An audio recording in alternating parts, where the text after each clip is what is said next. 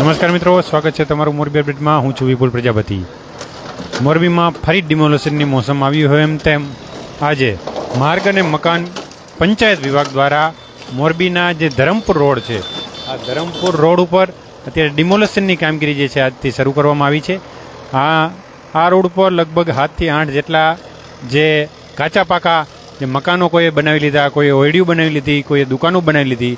આ લોકોને થોડા દિવસ પહેલાં નોટિસ આપવામાં આવી હતી। નોટિસ આપ્યા બાદ અત્યારે આ ડિમોલેશનની કામગીરી જે છે અત્યારે કરવામાં આવી રહી છે, કારણ કે ભવિષ્યમાં ગમે ત્યારે આ રોડ જે છે તે મોટો કરવાનો થાય તેના માટે આ જે સરકારી જમીનો હતી, જમીન ઉપર જે દબાણ હતા તે દબાણો જે છે અત્યારે દૂર કરવામાં આવી રહ્યા છે। તમે જોઈ રહ્યા છો કે જેસીબી દ્વારા જે છે તે આ ડિમોલેશન કરવામાં આવી રહ્યું છે।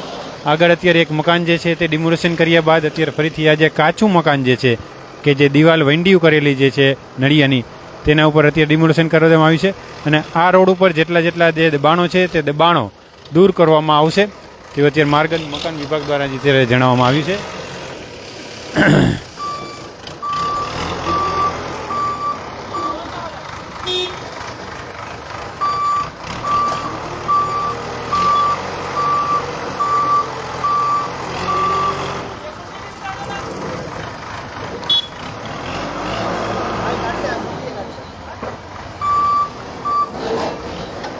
ત્યારે આપણી સાથે માર્ગ અને મકાન વિભાગના અધિકારી આપણી સાથે છે। આજે આ ડિમોલેશન કરવામાં આવ્યું છે, કેટલા દિવસ પહેલાં નોટિસ આપવામાં આવી હતી, શું કાંઈ?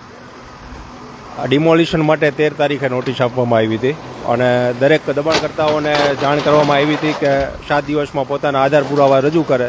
કોઈ પણ દબાણકર્તા દ્વારા પોતાના આધાર પુરાવા રજૂ કરી શક્યા નથી અને તમામ જે દબાણ છે એ માર્ગ અને મકાન જિલ્લા પંચાયત વિભાગની હદમાં આવતા હોય, ભવિષ્યમાં આ રોડ પૂરો વાઇડનિંગ કરવાની જરૂરિયાત હોય અને ખૂબ જ અગત્યતા ધરાવતો હોય, આ રોડ ઉપર પાકા દબાણ ન થાય એ માટે આપણા ડિમોલિશનની કામગીરી આજરોજ હાથ ધરી રહી છે।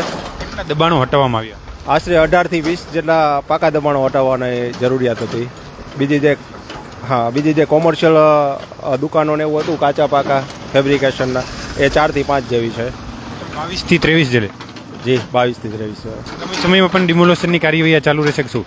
આગામી સમયમાં લખધીરપુર રોડ, ભૂટુ રોડ, લીલાપુર રોડ જેવા રોડ ઉપર ડિમોલિશનની કામગીરી હાથ ધરવાનું પ્લાનિંગ હેઠળ છે।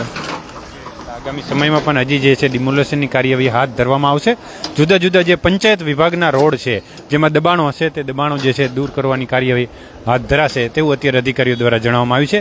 અત્યારે કાચા પાકા તમે જોઈ શકો છો કે અહીંયાથી લઈ એટલે આ જે જૂનો વેજીટેબલ રોડ કહી શકાય છે, વેજીટેબલ રોડ પાસે લાભનગરની સામે જ જે કાચા પાકા મકાનો છે તે અત્યારે દૂર કરવાની કાર્યવાહી હાથ ધરવામાં આવી છે, જેમાં 18 જેટલા પાકા જેટલા મકાનો અને 4 જેટલી દુકાનો જે કોમર્શિયલ બાંધકામ જે કરવામાં આવ્યું હતું તે પણ દૂર કરવાની અત્યારે કાર્યવાહી હાથ ધરવામાં આવી રહી છે।